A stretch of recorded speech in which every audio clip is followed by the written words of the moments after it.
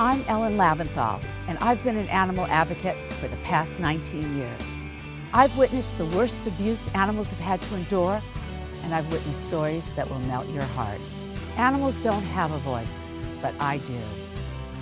And this is Animal Alliance. Hi, it's Ellen, and this morning we're in Burbank, California at the Best Friends Animal Society's Catnipper Clinic. It's Sunday morning, and last evening, while a lot of you were out to the movies or at a party, there were many volunteers running around the city trapping cats, feral cats. Those are cats that live on the streets or were abandoned by their owners. Let's take a look around and see what they're doing this morning. I'm here with Karn Myers, one of the founders. Karn and her husband, Mark Dodge, founded this Catnippers Clinic, about 10 years ago? Actually 12 now. 12 years ago. So I don't think people realize that the majority of the animals that go into the shelter are cats, and the majority of the ones that are dying are cats. Nobody's paid a penny here, everybody's a volunteer, and has been that way since day one. But right now we're just simply assessing every cat in the trap, putting it on a master log, marking the tags, and then getting the cat to go in for surgery, get him out the door. Today I can see already we have over 100 cats, and we still have more checking in. I maintain a colony of about 16 cats. If you're maintaining a colony, you feed them and you make sure that they have fresh water.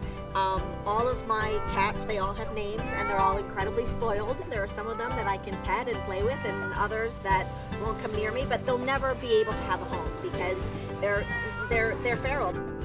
After they've been checked in, we stage them in this area, and we have a very simple system.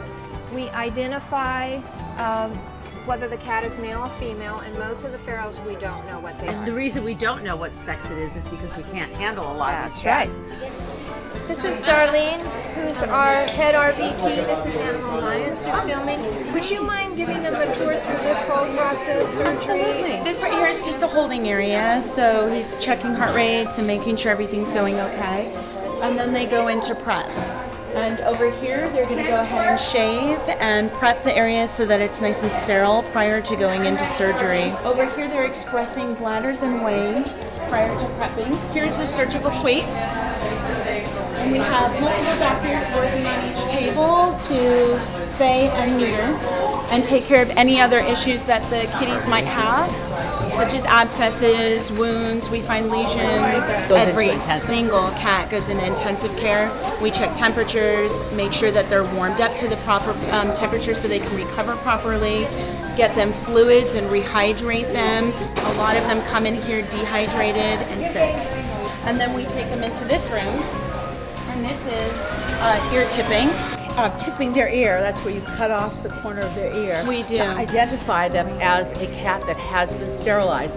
So if somebody sees this cat living on the street, they don't grab it and try to sterilize it again. It helps us prevent them going through these programs multiple times. This is their flea treatment area. So what they do in here is they'll go ahead and brush them out, clean out their ears, treat them with flea medication, and send them on their way to the recovery afterwards. And they come to us in a terrible mess, often looking all scraggly and everything, and they go out looking like they've been to the best, most wonderful Arizona spa. We have Dr. down in here, and they're retaking temperatures again, because that's always an important process through the recovery. So they're going to monitor that and then give a recovery injection to reverse the drugs that are in there partially. I'm impressed by how tremendously thorough this whole operation is. Absolutely. There's nothing you haven't thought of.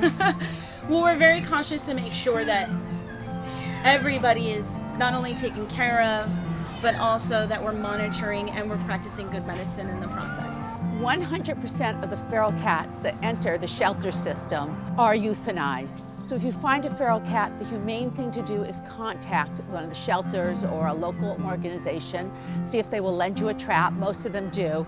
Trap the cat, sterilize the cat, release the cat, and continue to provide food for it.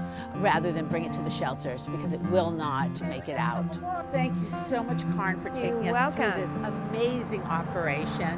Well, I think maybe people don't realize, because I have people say to me many times that, well, I never see cats. Well, there is a guesstimate of over 1 million homeless cats in Los Angeles. We've got a lot of work to do, and that's why we're here. And I just thank you for being here and helping us get the word out. Really appreciate it. If you would like to get involved with what you saw, you can go to www.catnippers.org. And remember, adopt, don't shop. Every animal on earth deserves a chance, and if we can do that for these feral cats that have been abandoned and thrown out and forgotten about, that's what we want to do.